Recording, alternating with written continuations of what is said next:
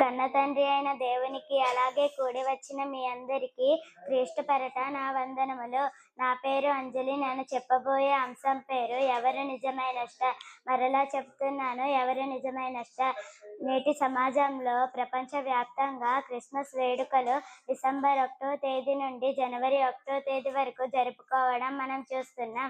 Christmas సందర్భంగా ప్రతి వ్యక్తి ఏమి కోరుతున్నాడు అంటే నాటికి తినడానికి మంచి తిండి ఉండాలని, వేసుకోవడానికి మంచి బట్టలు ఉండాలని, ఇంటికి మరియు చర్చికి మంచి అలంకరణ ఉండాలని, ఇంటి పైన స్టార్ అలాగే చర్చి పైన స్టార్ అనగా నక్షత్రం ఉండాలని ప్రతి క్రైస్తవుడు కోరుతున్నారు.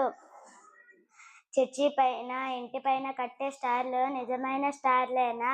కరెంట్ ఆన్ చేస్తే వెలిగే స్టార్, కరెంట్ ఆఫ్ చేస్తే ఆగిపోయే స్టార్. ఇవి నిజమైన స్టార్లు కాదు, మనుషులు చేసిన స్టార్. ఇవి ఆకాశంలో దేవుడు నక్షత్రాలను ఎందుకు చేశాడు? మొదటి కారణం భూమికి వెలుగునివ్వడానికి, రెండవది ఆ నక్షత్రాల ద్వారా పాఠం తెలియజేయాలని సృష్టించాడు. దేవుడు తన గ్రంథాలయంలో స్టార్ ఎలా ఉన్నాయని తెలియజేస్తున్నాడు. ఇప్పుడు చూద్దాం. దానియేలు 12వ అధ్యాయం 3వ వచనం. ఈ వాక్యం ఏమి చెబుతుంది అంటే,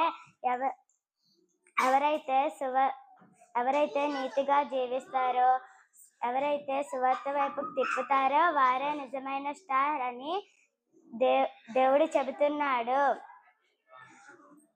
నేటి సమాజంలో కొందరికి స్టార్ బిరుదులు ఇవ్వడం జరిగాయి. ఒకడు పవన్ స్టార్ అని, ఒకడు మెగాస్టార్ అని, ఒకడు సూపర్ స్టార్ అని, ఎందరో కొందరికి ఒక్కొక్క స్టార్ బిరుదులు ఇవ్వడం జరిగాయి. సినిమాలో నటించే స్టార్లు దేవుని కంటికి నిజమైన స్టార్లు కారు.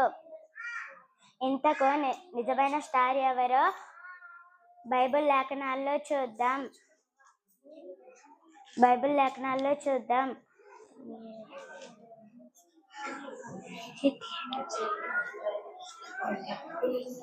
ఫిలిప్పీ 2వ అధ్యాయం 16వ వచనం.